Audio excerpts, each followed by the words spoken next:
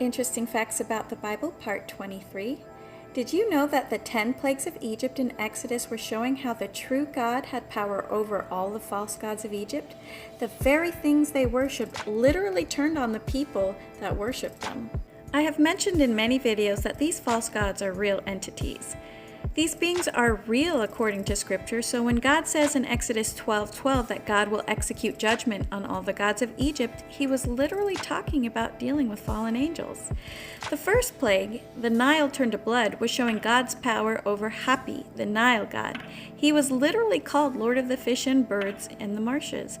We know that the fish died at this time and no one could drink the water.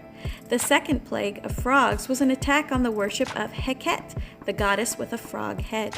The third plague was where God turned the dust of the earth into lice. This was showing his power over the god Ged, the Egyptian god of earth and lord of the dust.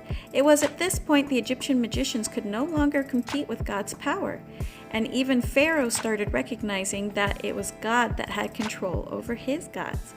The next plague was the plague of flies, and this showed God's power over Capri, the god of creation, and several other things, who had the head of a fly. The fifth plague was the death of cattle and livestock, a slap in the face of Hathor, the goddess of love and protection, who had the head of a cow. The sixth plague was ashes turning to unhealable boils and sores, which showed God's power over Isis, goddess of medicine and peace.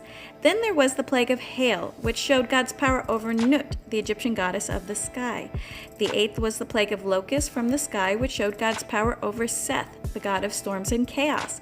Then there was the 3 days of darkness, which of course showed God's power over Ra, the most worshipped of all gods, the sun god. And finally, the last plague, which killed the Pharaoh's son, who was worshipped as God on earth. There was one more god that Adonai showed his power over that most scholars miss. You see, the word used when Moses lays his staff down at the burning bush is Nahash, or serpent.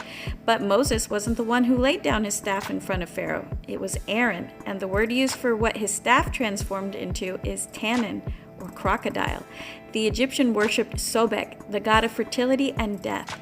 So Aaron's crocodile actually ate the Egyptian magician's crocodile.